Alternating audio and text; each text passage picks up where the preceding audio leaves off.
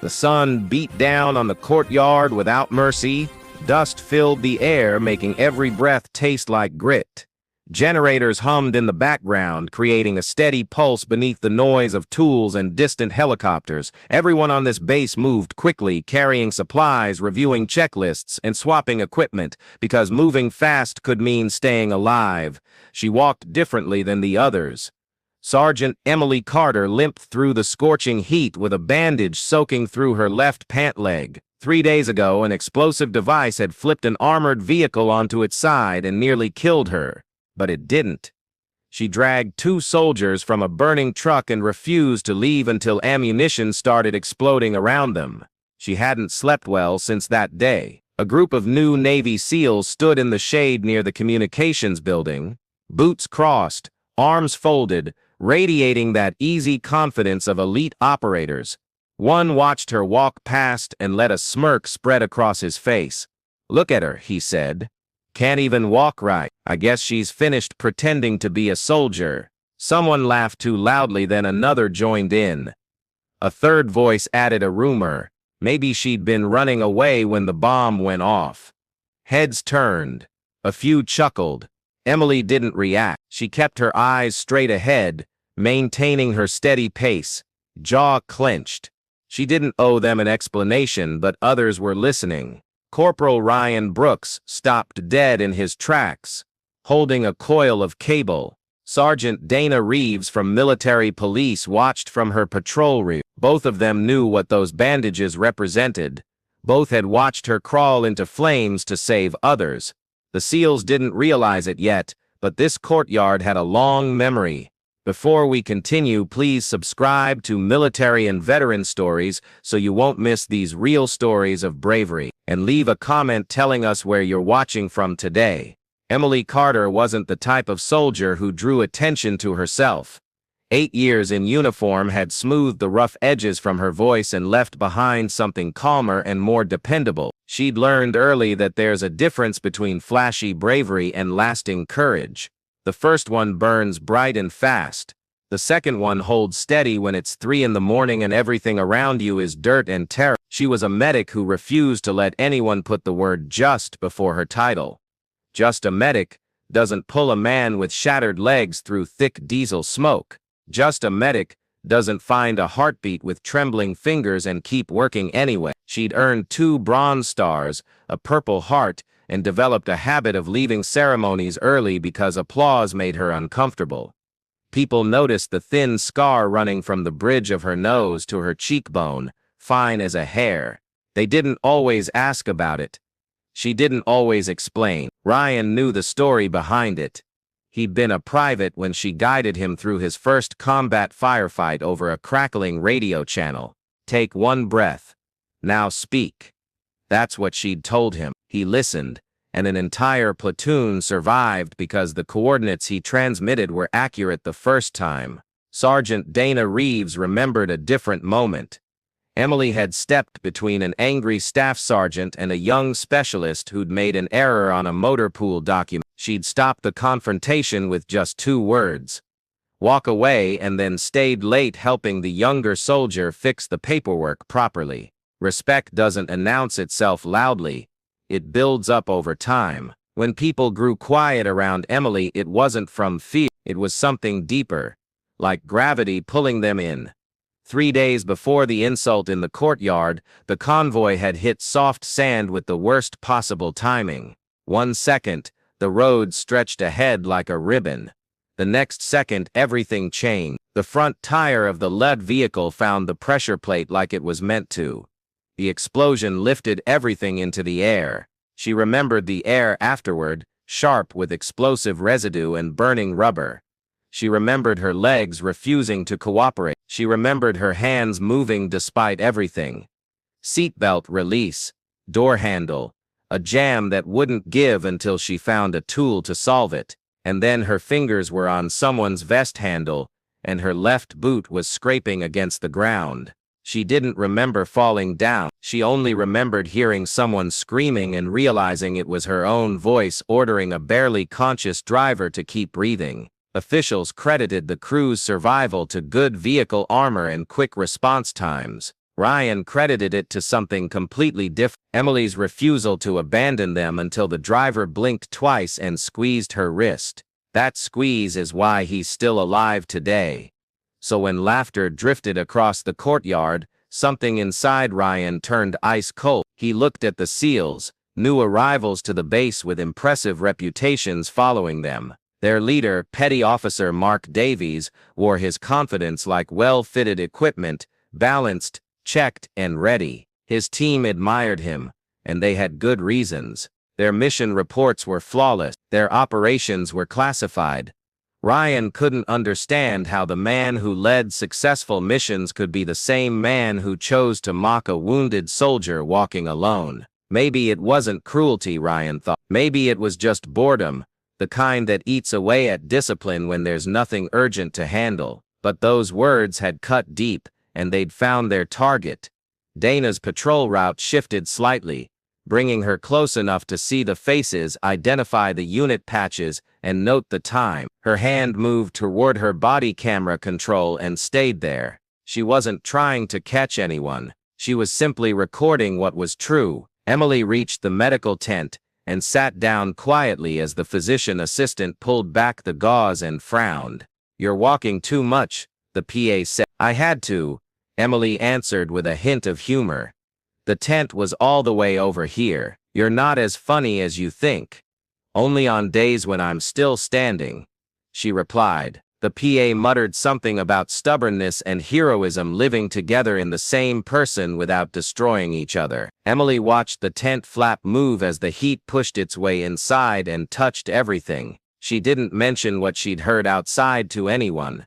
She didn't want pity and had no time for anger. There were injuries to clean, paperwork to complete, and a deep ache in her body that hummed constantly through every hour. On bases like this, information doesn't just travel, it arrives already put together and complete. The insult passed from person to person without losing any of its sharpness. Someone claimed they spotted a phone angled perfectly to catch it in a reflection. Someone else repeated the exact words. A mechanic with grease staining his knuckles said he'd written down the time because he was halfway through replacing a filter when it happened. By evening, the deputy base commander had a folder she hadn't requested but couldn't ignore. Lieutenant Colonel Janet Morales had a voice like a sharp blade, only cutting when necessary. She stood 5'6", but felt taller and carried a long memory for both kindness and disrespect. Before she read the first page of the report, she recalled an email. Staff Sergeant Carter recommendation for commendation. Pending. Showed exceptional courage under fire. Morales had signed off on it. Now she held a completely different account. Audio recordings, eyewitness statements, a photograph with faces circled in red, because sometimes obvious things need to be made crystal clear. Rules aren't optional here. Neither is culture. She glanced at the clock, considered her options, and stood up. "Get me Commander Porter," she told her assistant.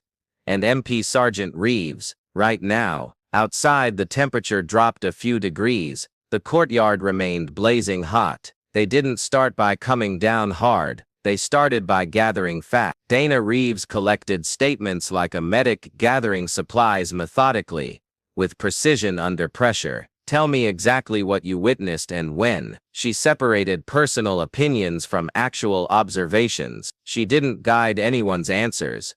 She didn't apply pressure. The story emerged anyway, detailed and tight, as if the courtyard itself wanted to testify. Ryan Brooks submitted his account last because he needed time to cool the kind of anger that ends careers. He kept it straightforward. "I heard, look at her. Can't even walk. I guess she's finished pretending to be a soldier." Another voice claimed she'd been running away from danger when she got hurt. Those are the precise words. He included coordinates he'd logged out of habit, a timestamp, and the angle of the sun because paying attention is what he does. The photograph wasn't crystal clear. Faces slightly blurry. One SEAL half turned away. But Dana had captured enough. The body language revealed everything else. Arms crossed, chins tilted upward. The slight forward lean that separates a casual joke from a deliberate insult. Commander James Porter arrived with his jaw set tight. SEAL commanders carry a difficult balance: the willingness to use force for the nation, and the refusal to allow harm against its people. He'd led soldiers through pitch-black buildings where every shadow could stop your heart. He'd also written letters to families that read like prayers. "What's the complaint?" he asked. "Not a complaint," Morales said. "An incident, a violation of proper conduct, a problem I won't allow to spread." Porter looked at the names listed. He recognized every one. Pride stung like a rash. "We'll handle it within our unit." Morales met his eyes directly. "We will handle it, Commander, but together." He nodded once. The message was received. That night in the dining facility, the SEAL team sat at a corner table. The jokes were stale and tired. Davies had the distant look of someone bored with waiting, and too smart to start trouble just to break the monotony. He noticed Ryan staring and raised an eyebrow, half amused, half warning. Ryan didn't look away. "What?" Davies said, voice light enough to sound friendly. "You need something." "Respect," Ryan said. Davies smirked the way confident men do when they believe respect is theirs to grant or withhold. "You want to try saying that again?" Ryan kept his voice steady. "You mocked a wounded soldier in public." An uncomfortable silence rippled across nearby tables. Someone found a spoon to stir an empty cup with. Dana stepped into view the way professionals walk into traffic, calm and committed. "Petty Officer Davies," she said, "you and your men will report to the command tent at 7 tomorrow morning. Proper uniform, and bring your integrity with you." The table shifted. Seats squeaked. Pain flashed across one face, embarrassment across another. Davies stared, measuring the moment. Then he set his fork down carefully as if it might shatter. "We'll be there," he said. And they were. The command tent felt larger when filled with consequences. Maps held down by markers. A whiteboard with 3 columns labeled action, owner and time. The air conditioning unit coughed weakly. Morales stood at the head of the table, not behind it. Porter stood to her left like judgment wearing a trident. "Gentlemen," Morales began. "Yesterday afternoon in the courtyard near communications, several of you engaged in behavior unworthy of members of this force. It wasn't friendly banter. It wasn't team bonding. It was disrespect aimed at a soldier who carries more scars than you have years of service." A SEAL in the third row, compact build and tight shoulders, raised his hand. "Ma'am, permission to denied," Morales said, not harshly. "You'll have your chance to speak." She pressed a button. Audio filled the room. Laughter. The sentence everyone would soon wish they could take back. The second voice with the sting embedded in it. No one coughed now. No one shifted position. You could hear the generators outside and the scrape of a boot on gravel. You could hear the weight of the heat pressing down. Porter didn't look at his men. He looked at the words hanging in the air. When the last second finished, he let the silence settle before speaking like a door closing. "There are lines," he said. "You crossed the only one that truly matters." Davies tried to salvage. "Commander, with respect, we didn't realize. We just assumed." "You assumed weakness in someone bleeding for you," Porter said. "You assumed you had the right to diminish a fellow warrior." Davies's mouth closed like he'd bitten into something that fought back. The question for viewers watching later would be quiet, but pointed. But in the tent, the question belonged to Morales. If someone insulted your teammate, broken and still standing, would you laugh? Would you turn away? Or would you set the record straight? She let the silence provide the answer. It answered perfectly. At 8 that morning, Emily reported for her follow-up appointment at the medical tent.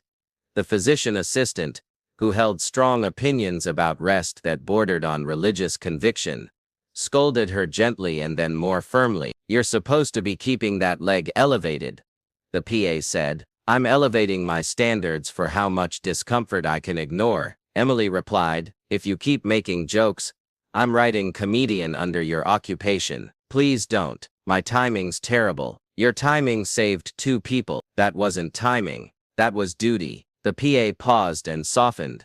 "Still counts for something." Emily didn't know yet about the meeting in the command tent. She only knew that stares felt like betrayal and that pain medication made promises she didn't want to accept. The investigation moved forward without requiring her input, because dignity sometimes means not asking wounded people to teach you how not to wound others. Witnesses came in group: a mechanic, a supply clerk, a drone pilot who'd happened to step out of a briefing at the wrong moment and found himself carrying shame he hadn't earned. Each person described the same scene. Each one regretted not stepping in to stop it. Regret weighs heavy. It can bend your spine, but it can also strengthen it later. When Morales paused to drink water, Porter leaned closer. "This doesn't end with just a written reprimand."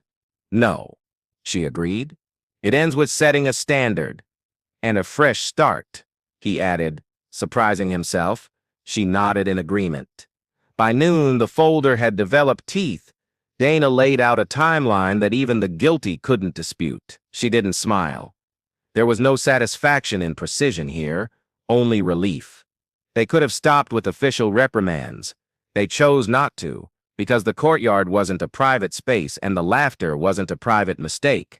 Culture grows where you water it. They decided to water something better. They didn't say her name first.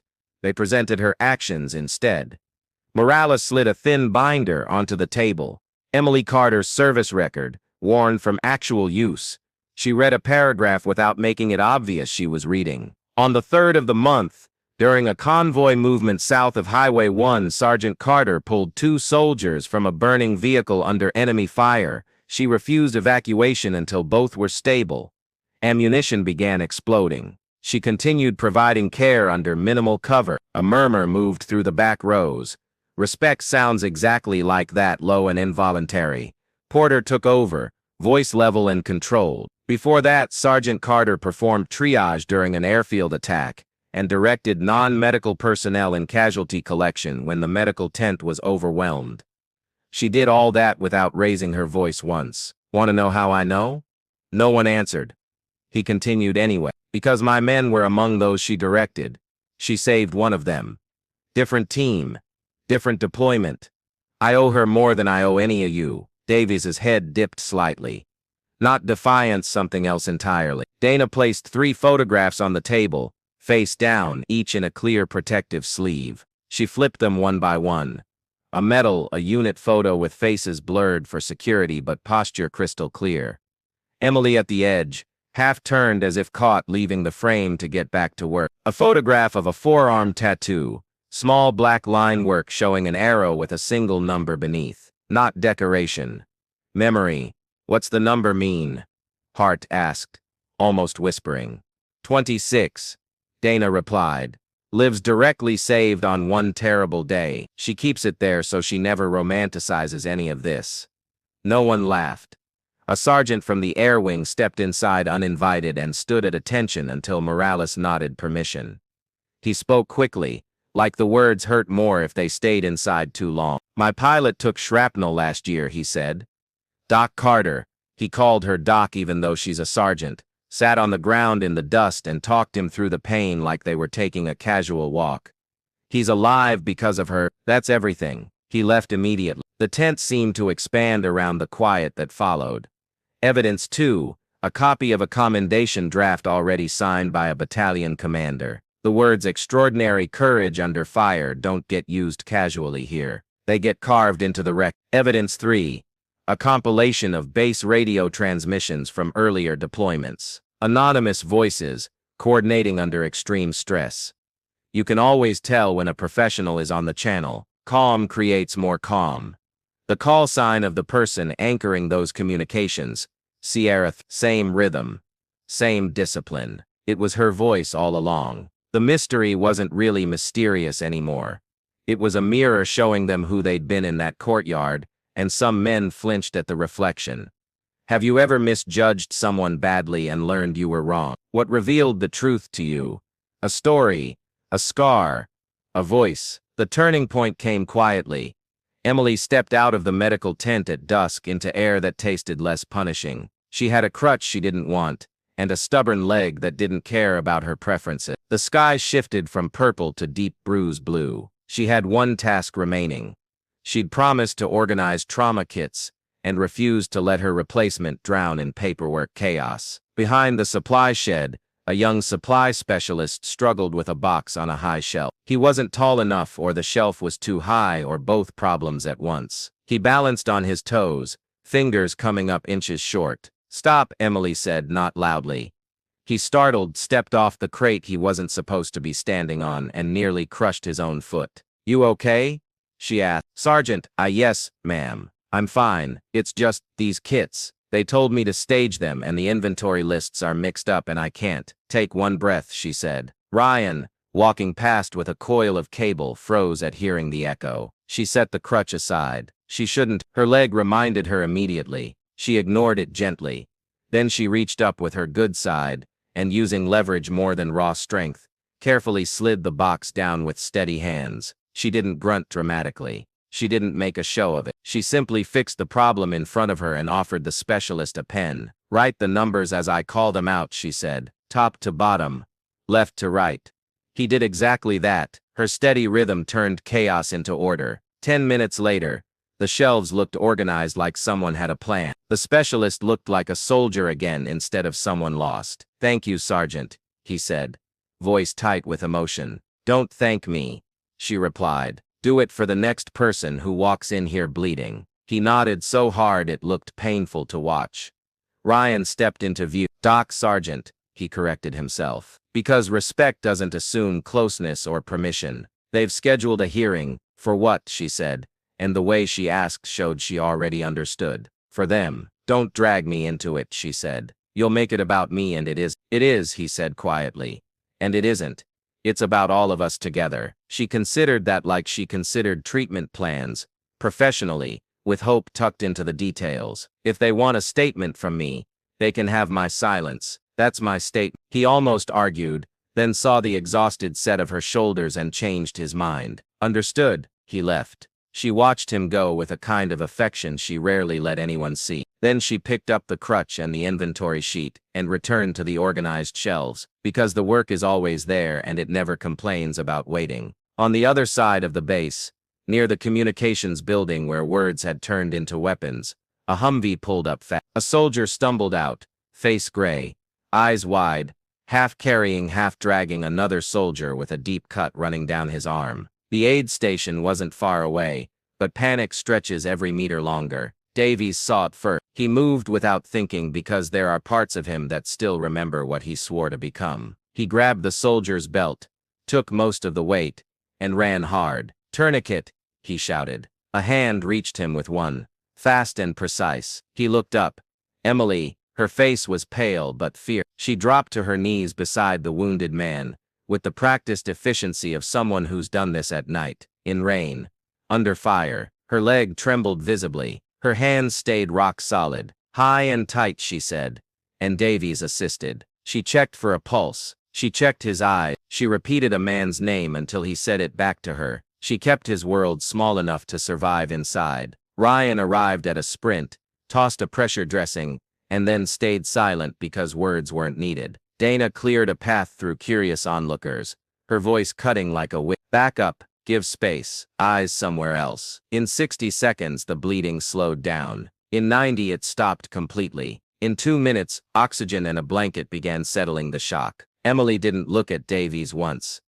She focused only on the man breathing beneath her hand. The medics took over, and the night absorbed the noise, and only then did Emily reach for her crutch and stand as if gravity had suddenly doubled. Davies stared at her. He remembered every single word he'd said before. He could taste the metal of them now. "Sergeant," he managed to say. She nodded once, not unkindly. "Get some water. You look pale." He almost laughed at the undeserved mercy. He didn't deserve it, at all. He took the water anyway. People say heroes do big dramatic things. Mostly they do the exact right small thing at exactly the right time. That's why we call it grace. Morning brought consequences.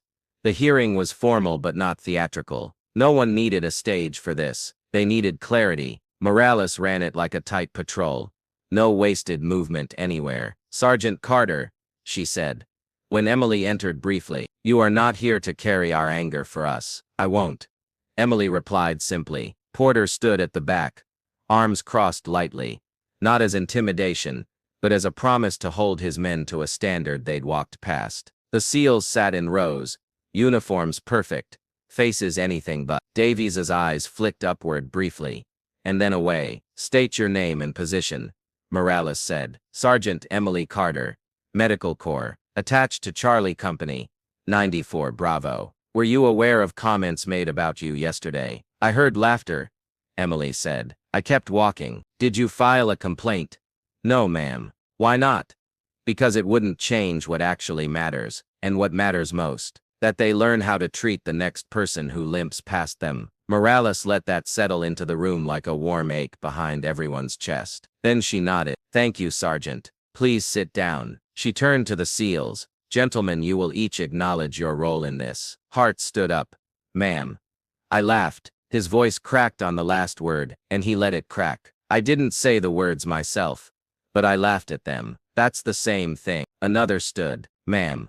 I said the second part. I'm deeply ashamed." A third. "I didn't stop any of them." "That's not a defense at all." Davies stood last. He didn't wrap himself in fancy language. He didn't blame elite fatigue, or deployment stress, or the 1,000 other reasons men give when they've been smaller than their training taught them. "I allowed it," he said. "I meant it as a joke. It wasn't one. I own it completely." "Do you understand who you mock?" Porter asked, voice steady and controlled. "I do now," Davies said. "Sir, with respect, I should have known already." "Why?"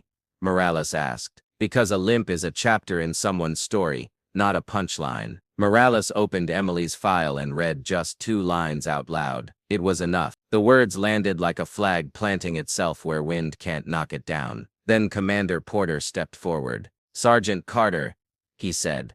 "Years ago you kept one of my men alive in a hangar that smelled like jet fuel and panic. Today you kept one of ours alive again in a courtyard that remembered last night's events." He turned to his team. "Stand up." They all stood. "About face," he ordered. They turned. He looked directly at Emily. Porter's right hand rose, crisp and exact. The salute wasn't symbolic or ceremonial. It was admission. It was gratitude. It was the language we use when regular words fail us. The room held its breath completely. Emily returned the salute slowly, her left leg shaking with effort. The silence was a kind of music nobody wanted to interrupt. When it ended, no one scraped their chair or coughed. Goosebumps are the body's way of saying, "Remember this moment." Decisions followed immediately. Morales didn't make a show of it. She listed facts, consequences, and the path forward in 3 neat columns. Exactly the way she preferred. Petty Officer Davies. Demotion 1 grade. Removal from current Special Operations roster. Reassignment to Rehabilitation Support rotation pending retraining. Formal letter of censure. She turned to the others. Hart. Non-judicial punishment appropriate to failure to intervene. Additional personnel. Letters of reprimand and mandatory culture training. All of you required service in recovery and rehabilitation clinics for wounded personnel over the next rotation. You will learn what pain looks like up close. You will serve it without making yourselves the hero of your own story. Porter didn't argue with any of it. He nodded. "We will comply fully, and we will do more." "See that you do," Morales said. Outside, the courtyard stared back at the men who had used it as their stage. The sun seemed brighter than before, or maybe they just had less to hide behind now. Word spread the way good news spreads after bad, carefully. With relief. People didn't cheer about it. They didn't clap in the meal line. They adjusted their posture slightly. They softened their voices. Near the medical tent, respect is most visible when it finally becomes ordinary. That afternoon in the motor pool, a young private dropped a socket wrench and flinched like it had a strong opinion. Emily, passing by slower than she wanted, bent down, picked it up, and handed it back without a lecture. "You're allowed to be new at this," she said. In the communications shack, Ryan replaced a worn headset cushion and thought about how many times a single voice had anchored a dozen others. He sent a short text to his mother. "We're good here. People are remembering who we really are." At the aid station, a hand-lettered sign appeared beside the door. No one claimed credit for making it. "Strength walks softer than you think." Someone had underlined the word "softer" twice. Davies showed up at the rehabilitation center on his first assigned day, with the shell of a confident man on his face, and something more honest underneath. The nurse, completely unimpressed by shoulder width or unit patches, pointed at a list. Today you refill water pitcher. You check vital signs. I'll have already checked them. You sit with men who wake up confused. You won't talk about yourself at all. Yes, ma'am, he said. And he genuinely meant it. He sat beside a sergeant, whose leg had learned to be shorter than it used to be. The man told a story about a dog that wouldn't stop sleeping on his empty boots. Davies laughed once, then stopped abruptly, then apologized, and the sergeant laughed for real this time. You're allowed to laugh, the sergeant said. Humor's the only thing the blast didn't manage to steal from me. When Davies left that day, he wrote Emily a message he didn't send. He deleted it. He wrote another one. He deleted that one too. Words felt like a field full of hidden mines. He waited until he could write something without making it about himself. Do you believe consequences should include service to those who were harmed, or should punishment be purely punitive? What actually changes a person deep down? Months passed by steadily. The limp softened into a more even step. The scar on Emily's cheek stayed light as a pencil mark on paper. She received a promotion to sergeant first class.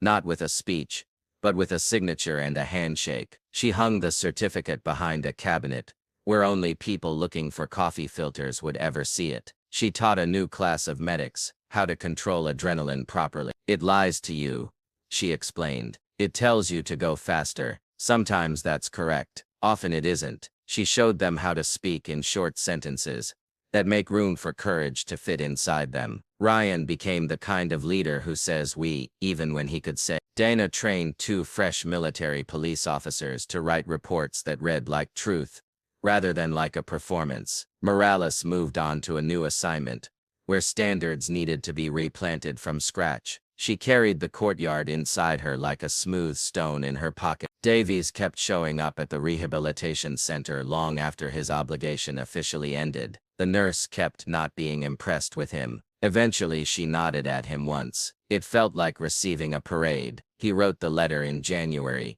when the air at dawn tasted like metal. He wrote it by hand, because some words deserve paper and pen. Sergeant First Class Carter.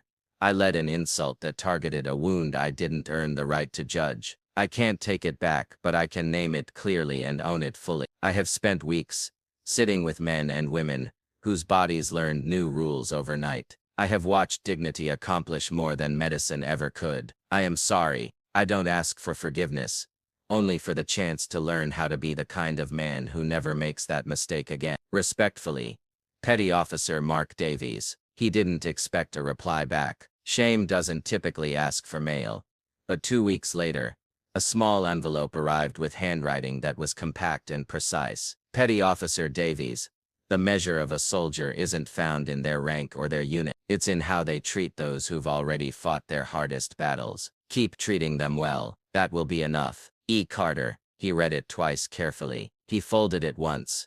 He carried it where he used to carry a lucky coin. On a mild morning, Emily crossed the same courtyard as before, moving slower still, but somehow stronger. A pair of new seals, fresh from different storms, stood at attention as she passed by. They didn't salute her. It wasn't the right place for that. They simply made room and lowered their voices. She nodded back at them. The base didn't change because one group got punished.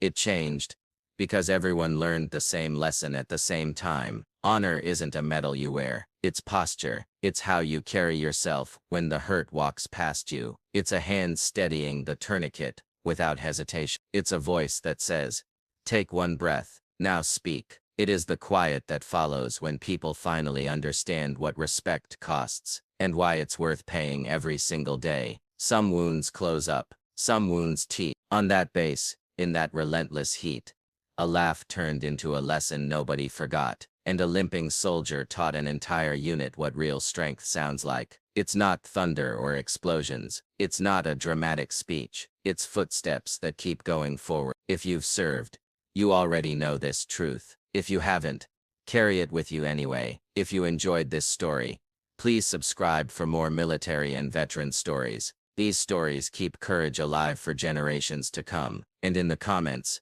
tell us where you're watching from today. Somewhere tonight, Someone is learning to walk again. Let them find your words steady, decent, and loud with respect.